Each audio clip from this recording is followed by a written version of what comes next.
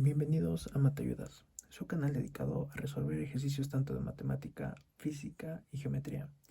En esta ocasión nos encontramos con un ejercicio de física vectorial de Vallejo Zambrano, la edición del 2010. Vamos a abordar la sección número 9, que trata acerca del movimiento parabólico. Este ejercicio lo vamos a encontrar también de manera digital en la descripción de este video. Y el ejercicio dice lo siguiente. Desde un punto se dispara un proyectil con una velocidad de 30 metros sobre segundos. Se impacta en la superficie de un río con un ángulo de 45 grados. Nos pide determinar en cuánto tiempo impacta el proyectil, la altura del puente respecto a la superficie del río, la aceleración tangencial y centrípeta al momento del impacto. Para la resolución de este ejercicio, lo primero que vamos a hacer es hallar todos los datos que nos da el enunciado, ¿no? En este caso nos dice que la velocidad del proyectil es de 30 metros sobre segundos. ¿Eso qué nos quiere decir? Que la velocidad en X es de 30 metros sobre segundos y la velocidad en Y va a ser nula, va a empezar desde cero. Entonces, a partir de ahora, lo que vamos a hacer es un pequeño esquema para ver cómo va a ser la trayectoria de nuestro proyectil y más o menos tener una idea de los movimientos tanto en el eje X y en el eje Y. Aquí rápidamente me hice un pequeño esquema acerca de cómo va a ser la trayectoria. Supongamos que en este sistema de referencias está nuestro puente y aquí va a ser el río, ¿no? ¿Qué es lo que va a hacer el proyectil? Va a caer, ¿no? Entonces analicemos en el eje X. En el eje X tenemos ya la velocidad, pero no hay ninguna aceleración que le afecte a esta velocidad. Entonces nosotros estamos hablando que en el eje X, vamos a tener un movimiento rectilíneo uniforme. En cambio, en el eje Y, nosotros tenemos la acción de la gravedad, que va a hacer que el proyectil vaya descendiendo. Entonces, en el eje Y, tenemos una aceleración que hace variar la velocidad. Por lo tanto, tenemos un movimiento rectilíneo uniformemente variado.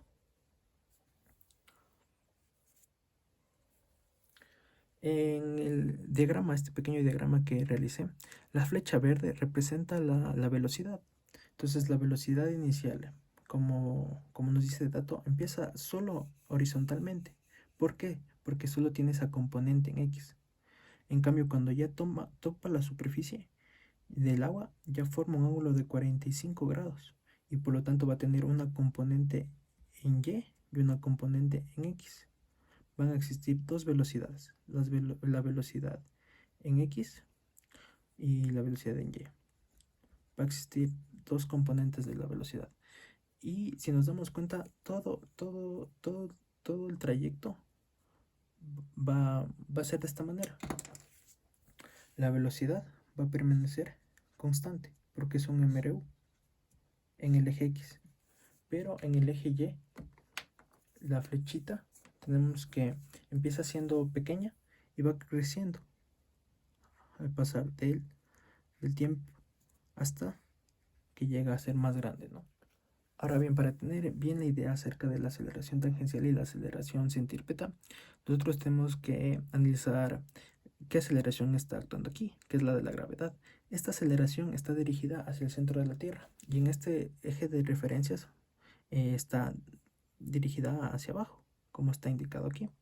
Ahora bien, la aceleración tangencial va a ser, como su nombre le dice, tangente a esta aceleración. Entonces la aceleración tangencial va a estar más o menos por aquí, casi igual que nuestra velocidad. Y la aceleración centrípeta es perpendicular a esta aceleración tangencial. Entonces va a estar por acá. Para tener una idea, aceleración centrípeta y aceleración tangencial, más o menos. Una vez que ya tengamos más o menos el panorama claro acerca de este ejercicio, vamos a tratar ya de resolverlo. Como vimos previamente, en el eje X vamos a tener un MRU. ¿Eso qué significa? Que la velocidad en X va a permanecer constante.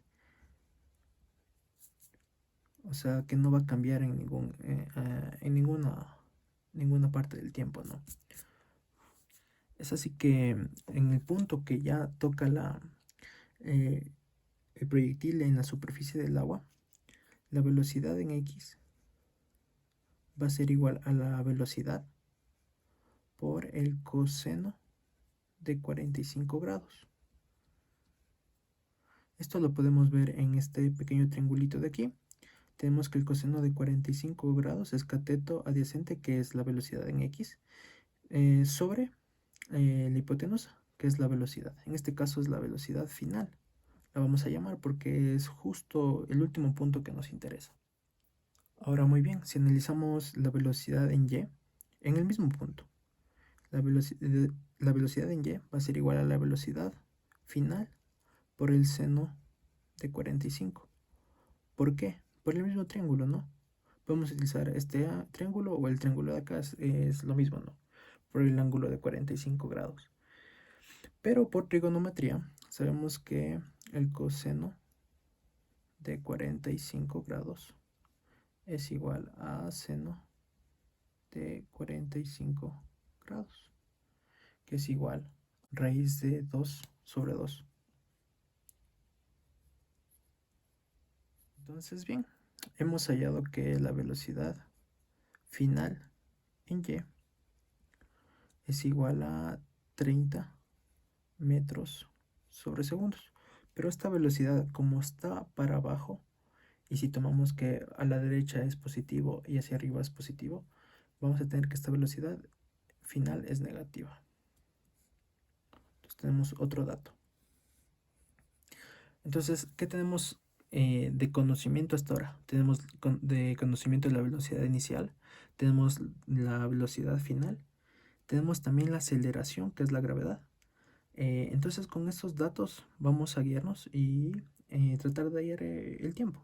Entonces, la ecuación que nos ayuda para hallar el tiempo va a ser la siguiente, ¿no? La velocidad final va a ser igual a la velocidad inicial más la aceleración por el tiempo. Entonces la velocidad final ya la conocemos, es menos 30. La velocidad inicial es 0. La aceleración es la de la gravedad y como está hacia abajo es negativa. En este caso vamos a trabajar la aceleración con menos 9.8. Algunos libros les gusta aproximar a 10 y por el tiempo. Así despejamos el tiempo y tenemos que el tiempo va a ser menos 30 sobre menos 9,8. Esto se simplifica, ¿no? Y tenemos que el tiempo es igual a 3.0612 con 4 decimales segundos. Así concluimos la parte A, que nos pedía hallar el tiempo. Para hallar la altura, podemos ocupar la ecuación del desplazamiento. ¿Cómo es la ecuación del desplazamiento?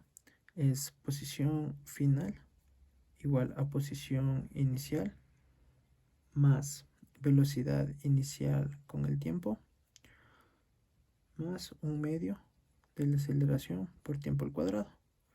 Las posiciones inicial sí la conocemos, velocidad inicial también la conocemos, el tiempo ahorita lo descubrimos, ¿no? La aceleración también la conocemos. Trabajando con la ecuación de la posición, tenemos que la posición final en y es igual a la posición inicial de y más la velocidad inicial en y por el tiempo más un medio de la aceleración en y por el tiempo al cuadrado. La velocidad inicial, la posición inicial, si tomamos de eje de referencia inicial este que estoy señalando, vamos a tener que va a ser 0. La velocidad inicial de y, como vimos previamente, también es 0. Finalmente tenemos la aceleración en y por el tiempo al cuadrado. Entonces tenemos que la posición final en y va a ser igual a un medio de la aceleración, que es menos 9.8 por el tiempo al cuadrado, que es lo que sacamos anteriormente, 3.0612 al cuadrado. Y esto nos da un valor de menos 45,9184 metros. ¿Por qué me salió negativo? Porque como cogimos el eje de referencia para arriba positivo y para abajo negativo, lo que hace es ver esta trayectoria, ¿no?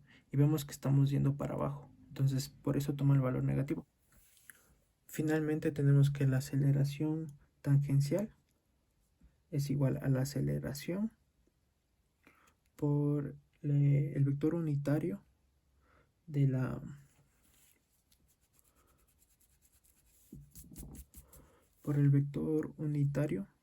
velocidad y por el vector unitario de la velocidad. Reemplazamos, tenemos que la aceleración tangencial es igual a 0i menos 9.8 en j, esto metros sobre segundos al cuadrado, producto punto 30i menos 30j, que es en el punto de que toca el proyectil con la superficie del agua.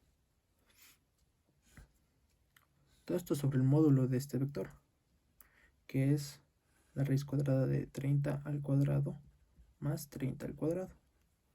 Y esto multiplicado otra vez por este vector unitario, que es 30i menos 30j metros sobre segundos.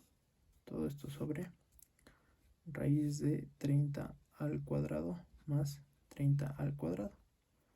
Así, realizando estos cálculos, que son un poco engorriosos, tenemos que la aceleración tangencial es 4.9i menos 4.9j, que era más o menos la idea que grafiqué al inicio. Ahora bien, para hallar la aceleración centrípeta, tenemos que la aceleración centrípeta es igual a la aceleración menos la aceleración tangencial. Así, la aceleración centrípeta es igual a 0 y menos 9,8j, esto metros sobre segundos al cuadrado, menos la aceleración tangencial que acabamos de sacar, 4.9i menos 4.9j, metros sobre segundos al cuadrado. Sumamos y finalmente tenemos que la aceleración centrípeta es menos 4.9i menos 4,9j metros sobre segundos. Así concluimos este ejercicio. Espero haberte ayudado en la resolución de este ejercicio. Si quieres más de este tipo de ejercicios, no dudes en comentarlos. Próximamente va a haber más ejercicios de este tipo y espero verte en la próxima.